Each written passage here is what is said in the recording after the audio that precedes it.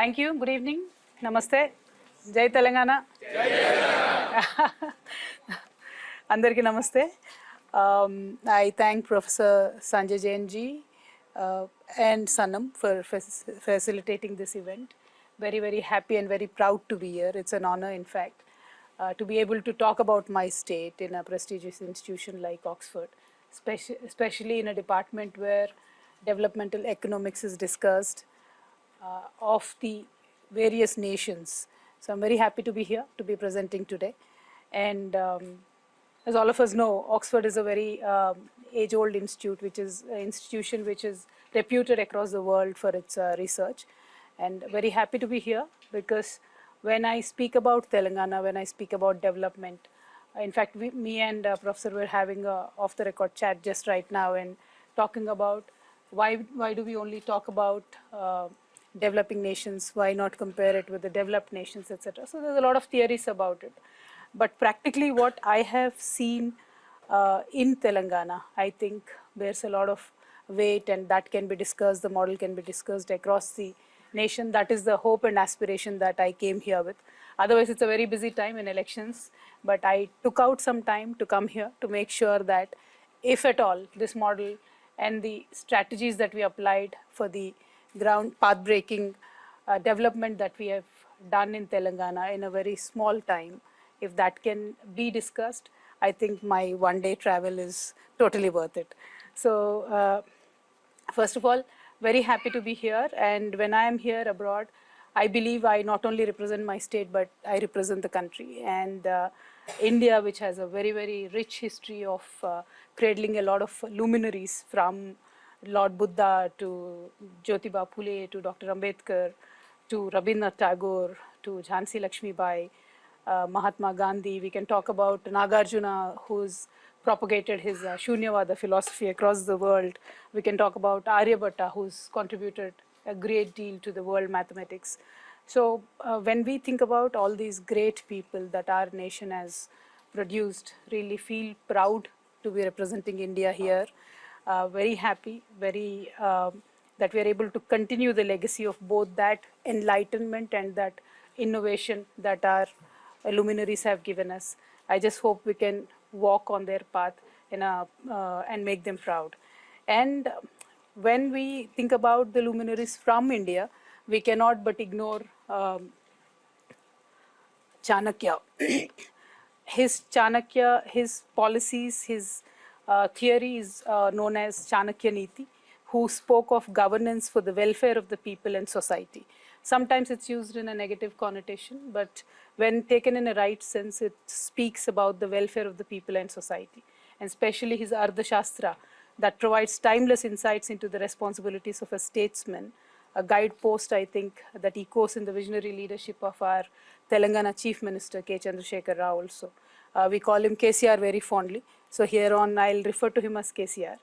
And today I'm sincerely both humbled and also honored to stand before you at the prestigious University of Oxford to share the journey of my homeland, Telangana, and how collectively the vision of our people of Telangana under the leadership of KCR has set a model for a most integrated, inclusive and equitable development.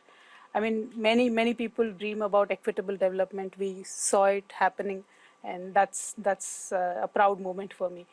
I will try and attempt to talk about how Telangana was formed and then talk about what were the issues that were the most important challenges and how we went on to address it. Well, Telangana is a long-fought journey.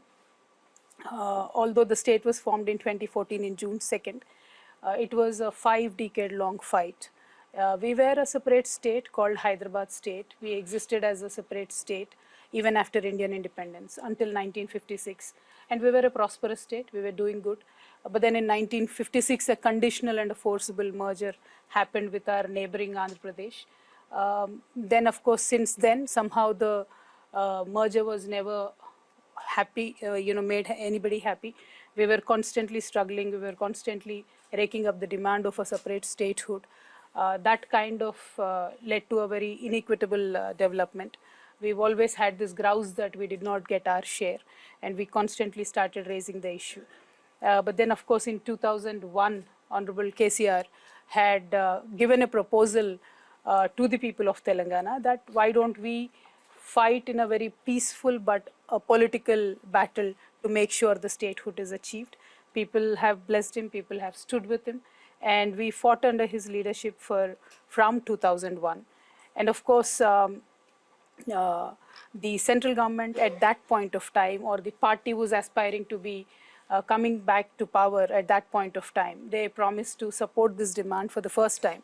So in 2004, it was for the first time ever that central government acknowledged that the demand for Telangana state exists, and they agreed and they put it in the common minimum program. But then, of course, after the elections, they chose to disregard the demand. They reneged back on their word, and they shattered the hopes of people of Telangana. So KCR had to come out, then go on to the fast until death in 2009. Then the announcement of Telangana had happened. Well, the separate statehood movement was full of flip-flops. From 2009 until 14 also, we were constantly seeing this turmoil happening. But finally, in 2014, June 2nd, the state was formed. So this is exactly 9.5 years back. And when we look back in 9.5 years, how was Telangana? Because I was just interacting with people here, and she was very happy. Sorry, I don't know your name. Sahishnavi was very happy that she visited Hyderabad and she's seen unprecedented growth. But in 2014, that was not the story. In 2014, the story was out of 10 districts of the state, 9 were declared backward by the central government. 2 districts, Khammam and Mahbubnagar, were categorized as the most hungry in the country. And the agriculture and allied sector, which supported around 46% of the population of the state, it was under severe distress, and the farmer suicides were number 2 in the country. It was very unfortunate, but that was the state of affairs. And we were a severely power distressed state. The shortage of power was around 2,700 megawatts, which ultimately led to a power cut of about 4 to 8 hours across the state.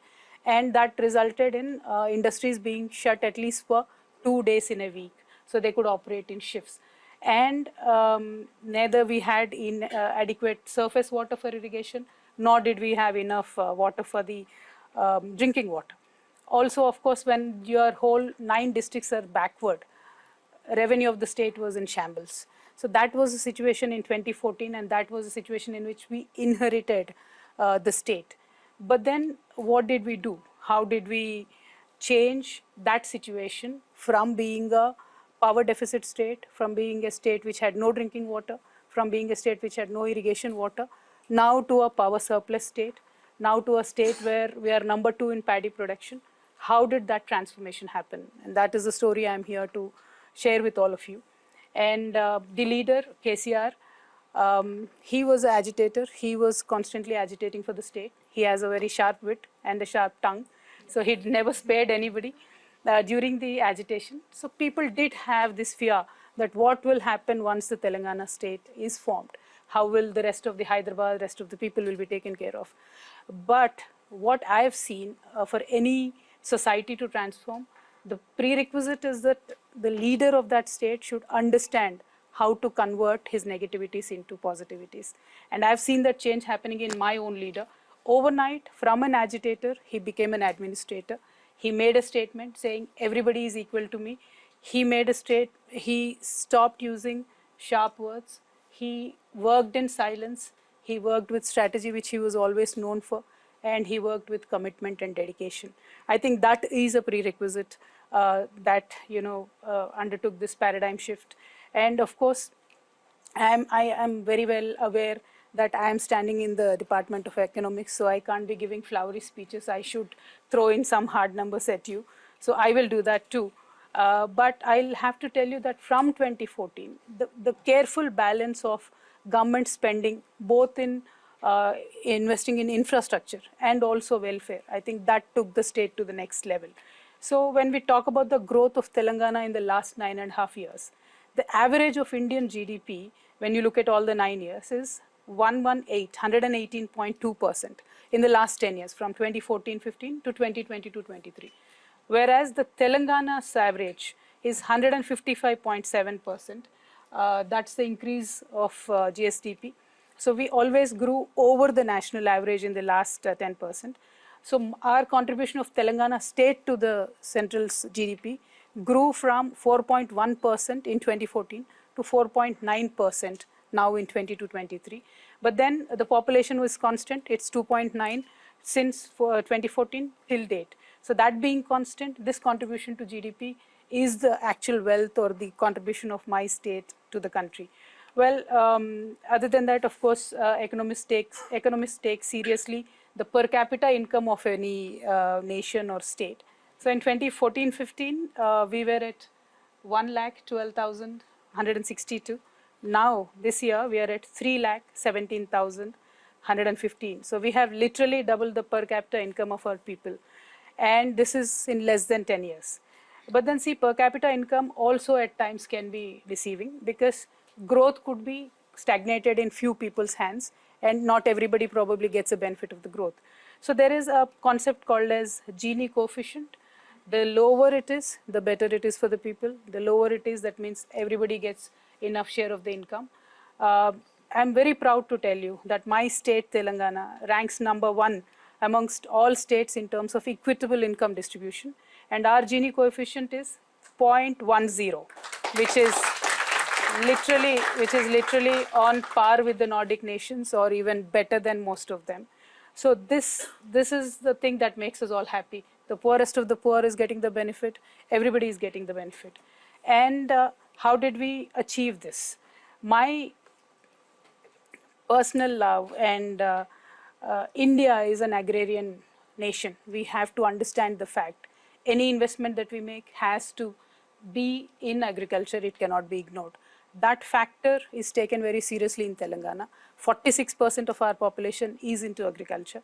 So we've made very, very serious investments in agriculture.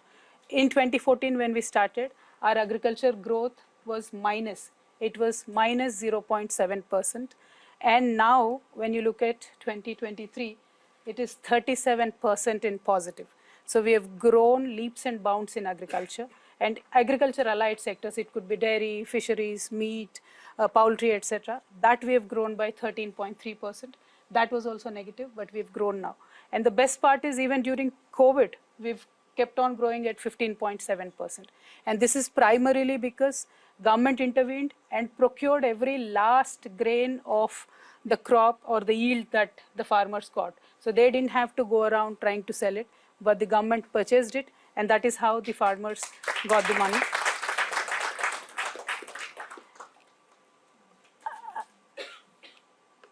And when we talk about agriculture, as usual, most of the economists don't agree.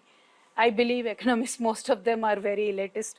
When somebody wants to give an incentive to a person who is investing 2,000 crores in a company, that is fine. But when a government wants to offer an incentive to a farmer with 2-acre land, that is somehow looked down upon. But in Telangana, we've decided to hold the hand of the farmer from the tilling of the soil to the yield of the crop. So even before they start tilling the land, we give them investment incentives. And I'm very proud to tell you that 10,000 rupees investment that we give per acre per farmer every year, till date, in the last 9.5 years, 72,815 crores was directly given to 65 lakh farmers of Telangana. So this was the first step to make sure the farmer does not walk into the debt trap. So private debt is usually taken before they start tilling the soil. That is when the government intervenes and gives the money. Then when you look at every process, the quality of the seeds, Telangana is the only state which actually puts a PD Act, preventive detention cases if somebody sells spurious seeds. It was a serious issue during before Telangana state formation, and we've controlled it. So quality seeds we give, timely availability of fertilizers to the farmers we give, and of course surface water for irrigation is given. And I'm very proud to tell you today that we are the only state, or probably we are the only government across the world, which gives free water. There is no water cess on the irrigation water to the farmers. And we also give 24 hours free electricity. That again is there nowhere in any country. There is subsidized electricity for agriculture, but Telangana is the only government which gives free electricity, 24 hours free electricity to the farmers. So the farmer is now secure. He understands that he's going to get free electricity, free water, in time quality seeds, in time quality fertilizers, Before he tills the soil, he knows that he'll get the investment input from the government. He doesn't have to go for a private debt. So the farming is done in a much more secured manner. The most important thing, other than all of these factors, is a farmer who has a 1 acre land or a 2 acre land or a half acre land. Earlier also had the land in his name, but the records were never clear. In India, in many of the states, it is still the issue. So if a farmer has to go for, raise a loan for anything, for a child's education or for some personal use, banks will not give him loan. Despite having a land, he will never get a loan. But the biggest revolutionary step Telangana government has taken up, we've introduced blockchain technology to map the land holdings of each and every farmer. And today, I'm very proud to tell you, 98 to 99% of all the farmland records are cleaned up and properly digitized by the government. And it is only with the fingerprint of the farmer that the records can be changed. So nobody can mess with your record, and there is a sense of security to the farmer, and the banks also can give loan to him. So he has access to additional finance if he wants to. So this sense of security net that we provided the farmer, I believe, is what led for the exceptional growth in the agriculture sector in Telangana. And of course, other than that, there are around 45,000 ponds in Telangana, which the government systematically invested and repaired using a scheme called Mission Kakatiya. And then we've linked all these ponds with the major irrigation canals that we built. So the ponds are full of water 365 days in a year. So in the staunchest of the summer today, you can go to any Telangana village blindly, you'll see the pond is full of water. And that has led to increase in the water table, increase in fisheries farming, which is again supporting the rural livelihood. And of course, it is supporting the farming activity as well. So check dams, minor irrigation projects constructed, canals repaired, and the magic out of all of this is we managed to construct the world's largest lift irrigation scheme within 3.5 years of time. That is the largest and biggest achievement. The moment this lift irrigation scheme is built, we got 73 lakh acres of land connected to the irrigation system in the state. So 73 lakh acres earlier, before the Telangana state formation, for them to get one crop in a year was an aspiration, was a dream. But today I'm so proud and so happy for my farmers because they can get 3 crops, not 1, but 3 crops. And that is why with a systematic, I'll just throw one number at you for your interest. Overall, before the state formation, from 2004 to 14, those governments, whoever was there, irrespective of the parties, those governments, the investment that they made in agriculture was 7,994 crores. But Telangana government in the last 9.5 years, we invested 1,91,612 crores in agriculture. So a policy, however powerful it could be, however positive it could be, if it is not backed up by your purse, the purse of the government, it is not going to work. So that is what Telangana government did. We framed powerful policies, we framed good policies which will help the people, but then backed it up by the finance. So the outlay and the way to spend it, that management, that efficiency in the governance, that is what set us apart, and that is what today gave the results. As a result, now the area under cultivation increased from 1.31 lakh acres to 2 crores because it's consecutive seasons we are talking about. That's why the number will be double. And of course, the paddy production increased from 68 lakhs to 2 crores metric tons in, next slide please, in 2021. So we are today the highest, second highest, so this is 2 crores. So we are today the second highest paddy producing state in the country. We are only competing with Punjab. Where are you, Sanam? We are competing with Punjab. So, and then of course today irrigation facilities, as I said, are available to 73 lakh acres. But then next time, once the Palamur lift irrigation scheme is done, then we will be able to connect 50 lakh more acres to that network. And once that is done, you can imagine what Telangana is going to grow, nothing short of gold.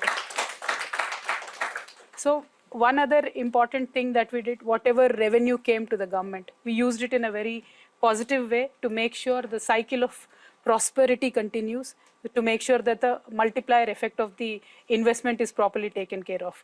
So in 2014, our budget was 62,000 crores. Now it has grown to 2,94,000 crores. And that is again made systematically invested into various projects, starting from drinking water, in which we invested 36,000 crores to make sure that every household in Telangana is connected. So most of us who have faced the power cuts, we know the problem and the pain and why we don't want to go to the villages in Telangana. But then that has transformed now, because Telangana government has very systematically invested 38,000 crores in the last 9.5 years to make sure that our power production capabilities increased. This one. So our power production, when 2014 we started, we could only produce 7,778 megawatts of power. But now we are producing 18,453 megawatts of power. And of course, we are focused on renewable energy as well. So in 2014, we only had 74 megawatts of renewable power. Now we are able to produce 5,741 megawatts of power. And with the industrial growth, our per capita power consumption, this number has grown to 2126 units. So that is highest in the nation and also almost equal to most of the developed nations. That is an indication that industry is doing well. Most of the individuals are doing well. So that is one of the international indicators. And I'm very happy that Telangana got there. And then when we look at the environmental challenges, world over, we are conscious that the world's biggest challenge in terms of climate change is taking collective responsibility. And people and Telangana government are aware of this. And we have systematically again invested 10,000 crores in a program called Telangana Ku Haritaharam, where we planted saplings, 280 crore saplings. And we made sure we fenced our forests. We made sure we thickened our forests. We made sure, in fact, when they plant saplings in the villages, incentives of watering the plants of like 2 rupees, 2.5 rupees also is given in the villages. And we should be very proud. Telangana is the only state, probably in the world, where in every village you find a government nursery which is there and a park that is built by the government. It is a must and should. Every Telangana village, all the 13,000 villages, you go anywhere, that is available. So that is how we have increased our forest cover by 7.7% with a very, very systematic drive of this and investment. And when I look at problems like California, where they don't have water, I feel, why don't they invest? You know, they can make policies, they can invest. And this is why I was very excited to come to Oxford, because anything that is discussed here can go world over. And if somebody draws inspiration from this model, I think it will help people across the world. And speaking of the industry, this is again very important, because not only farming, not only upskilling, but we need to create wealth in order to take care of the poorest of the poor. We need to create wealth. And the wealth creation today, services sector, industry sector, it is very important to make sure that industries feel welcome in Telangana. We came up with a policy, TSI Pass, and this policy is very empowering, not only our people, but also industry. For example, if I'm coming here from UK, I want to invest in Telangana, you apply for a permission. Within 15 days, if I can't give you permission, then you have every right to open your company, you can start operating. Because by law, if you do not receive the government permission within 15 days, we have made it a statutory right to go ahead and commence the work. And this has really inspired a lot of companies. Many of them have come to Hyderabad, Telangana, they've invested. And I'll throw some numbers at you. From 2014 till 2023, January, 22,100 industrial units were given permission. Almost all of them have started operations, and the investment worth 3,31,000 crores, that is close to USD 40 billion, is what a small young state like Telangana could attract. And the jobs created, these are direct jobs I'm talking about, or 22,36,000. There will be more than that indirect jobs that will be created, and of course the activity that brings and the cities they build, That is the growth that you actually see and perceive when you visit Telangana. And of course, IT, we've progressed leaps and bounds. The IT exports in 2014 were 57,000 crores. Today we are at 1,83,000 crores. Top 5 IT companies, Apple, Google, Microsoft, Facebook, Amazon, 4 of them came to Hyderabad after Telangana formation and after the TSI pass was rolled out. So that clearly is a success of the policy and also clearly a success of a visionary leader like KCR Garu. And of course, one other thing that might interest you, Professor Jain, we are the only government probably which has a government-led incubator which can accommodate about 4,000 startups at any point of time. We have T-Hub 1 and 2, and of course we have a exclusive women incubator. It's called V-Hub. That is again government-led, government-supported, government-mentored. So access to finance, training, mentorship is also all taken care by the government. This is also very unique. Nowhere across the globe you see that. And of course, not only making sharp policies, our leader is a person not only with the highest IQ, but he has the highest EQ as well. So he thinks with his heart. I would say that because also I'm his daughter, I understand how he thinks. He has a very sharp intellect, but when he sees a humanitarian situation, he will not think about anything, he'll directly jump into it. For example, I'll tell you, one day we were just discussing, I had received an application of a person who's suffering with elephantiasis, where one leg gets very fat, they can't move. It is a disease, but then that person kind of cannot move out of the house and not work. I just asked our leader that this is a situation, how can we help them? With one pen stroke, immediately 80,000 such people across the state started getting pension from that very day and moment. So that is the emotions with which our government works. And we are probably the only government where, unfortunately, if somebody passes away in a government hospital, we have a special vehicle to transport the dead body from the government hospital to the village, to the doorstep of a person. It's a special vehicle that is there. It's a special drive. And another thing, this is again my leader's brainchild. Pregnant women across Telangana, institutional delivery was missing. So to make sure that they come to the government hospitals, to make sure that the delivery happens institutionally, we've designed a program where the healthcare worker literally brings the pregnant women for every checkup in a government ambulance to the hospital, takes them back, drops them at home. I'm sure this does not even happen in UK, where we know and understand, one of the best healthcare systems in the world. But the way we take care of our pregnant women, nowhere else in the world anybody takes care of them. Because my district magistrate, my collector, sits in his office on his dashboard. He knows how many deliveries are happening today in the government hospital. So that is the kind of work that is happening in Telangana. And during COVID, I should make a special mention. So when we knew that COVID was hitting and transport is becoming difficult, so we mapped out all the women who were going to be delivered in 15 days, and then we brought them into the hospitals, put them in safe zones, made sure the delivery happened institutionally, and then sent the mother and the baby home very safely. So these are the kind of disruptive, positively disruptive interventions that this government is taking care of. And I'll just give you one more example, and this again, with one pen stroke, my leader could make it happen. Telangana was a parched state. We did not have enough drinking water. It was a dry region. There was a lot of fluoride issues happening in many districts. So many people suffered with kidney diseases. There are still a lot of dialysis patients in Telangana. But in the combined Andhra Pradesh, until 2014, until Telangana was formed, across Telangana, we only had 3 government dialysis centers. When we brought this thing to the attention of our leader, with one pen stroke, he sanctioned 104 dialysis centers across Telangana, and we immediately gave free bus pass to all these dialysis patients. We made sure that they got the most modern care in all these dialysis centers. In the most costliest of the private hospitals, they reuse the machinery for dialysis, but not in Telangana government hospitals. We do it a one-time use and we take care of our patients. And this has really earned a lot of goodwill for the government and the leader.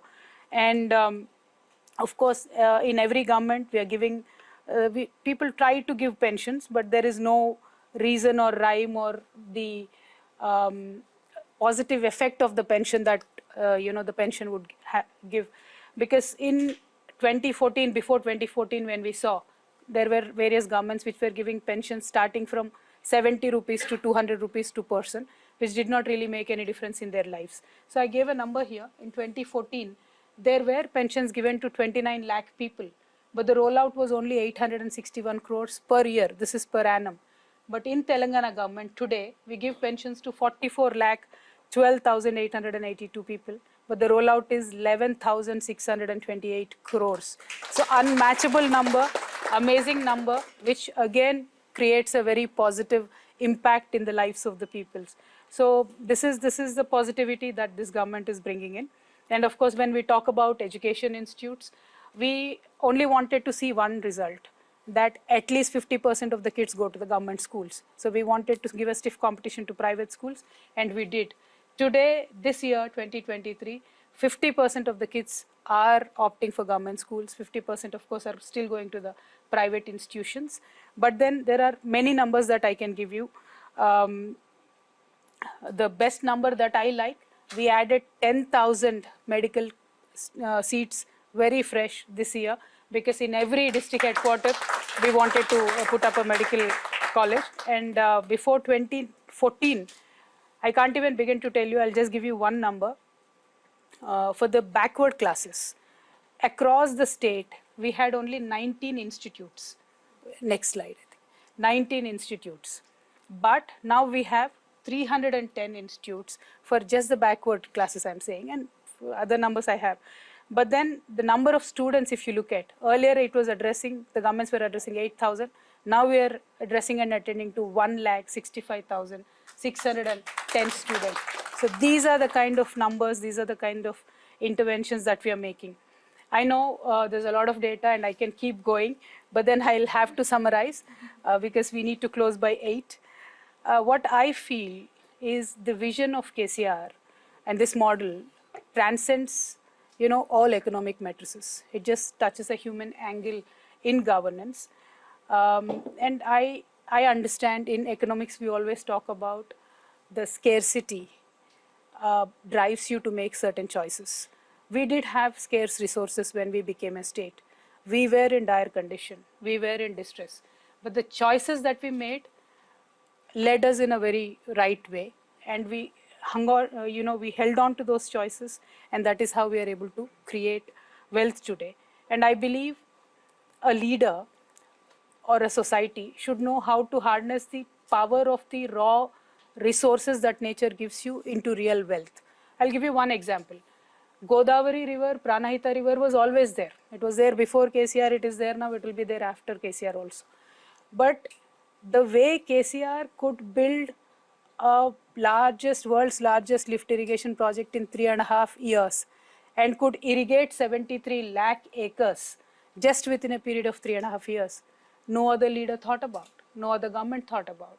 So that is the difference I'm talking about. How do we as a society harness the raw power of the nature that bestows us, and how do we convert it into real wealth? So today, whatever is grown in those 73 lakh acres, that is the wealth of our state. And that is how our GDP is growing. That is how we are growing as a nation. So, the